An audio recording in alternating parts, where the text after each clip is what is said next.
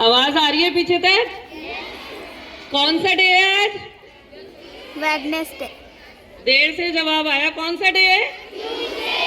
पर मैम तो आज भी स्टेज पे आ गए, वेडनेसडे तो नहीं है। आप लोगों को यही लग रहा है मैम क्यों आए हैं स्टेज पे, है या नहीं?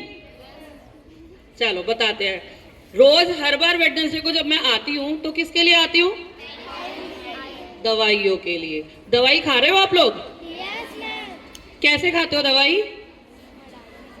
दवाई के संग क्या लेते हो? क्या लेते हो? क्या लेते हो? पानी। यानी पानी बहुत जरूरी है। अब पानी बहुत जरूरी है तो उसके लिए भी कुछ चीजें ध्यान रखनी पड़ेंगी, है या नहीं? जब शरीर के अंदर दवाई जा रही है, इतनी सी गोली जाती है जब, और इतना बड़ा काम करती है। आप लोगों को पता है कि आयरन की गोली कितने काम करती है, कितने फायदे करती है? बताया हुआ है ना कई बार। बालों के लिए आपके लिए अच्छी है, नेल्स के लिए अच्छी है, चलने के लिए अच्छी है, शरीर के लिए अच्छी है कि आप लोगों के अंदर चुस्ती फुर्ती आती है। कई बार बताया है ये सब चीजें। आज मैं आपको है ना बेटा पानी के भी फायदे बताऊंगी कुछ, और पानी किस तरह से अच्छा है, पानी किस तरह से दूषित है, ये चीजें भी बताऊंगी। सुनेंगे सभी? ध्यान से।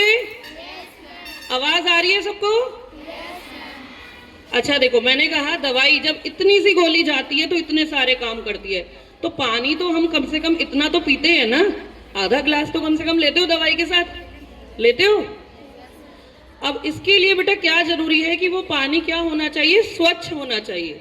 स्वच्छ यानी साफ, साफ होना चाहिए। अब पानी साफ और गंदा कैसे पता लगेगा? कोई बता पाएगा? नहीं, चलो मैं बताती हूँ। देखो पानी जो है ना, रखे रखे भी आपको पता है कि माइक्रो ऑर्गेनिजम्स आप लोगों ने पढ़ा होगा छोटी क्लास से ही कि भाई बैक्टीरिया होते हैं, जीवाणु, विषाणु, कीटाणु, कि भाई हमारी हवा में चारों ओर कुछ बैक्टीरिया, कुछ एंजाइम्स, ये सब प्रेजेंट है।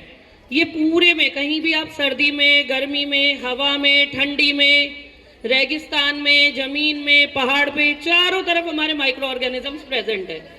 बस इन्हें क्या चाहिए? इनके अनुसार टेम्परेचर यानी तापमान चाहिए। जब इन्हें प्रॉपर टेम्परेचर और मॉइस्चर मिलता है तो ये जिस चीज में भी होते हैं उसी पर अटैक कर देते हैं और कई बीमारियां फैलाते हैं।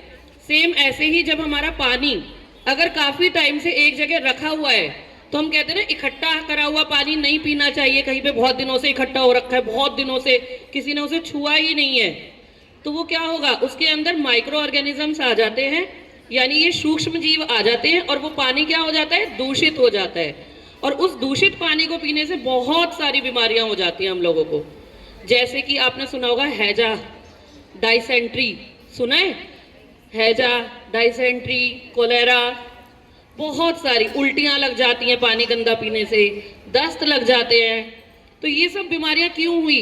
क्यों? क्योंकि हमने गंदा यानी दूषित पानी पी लिया। अब दूषित पानी से बचने के लिए क्या करना चाहिए?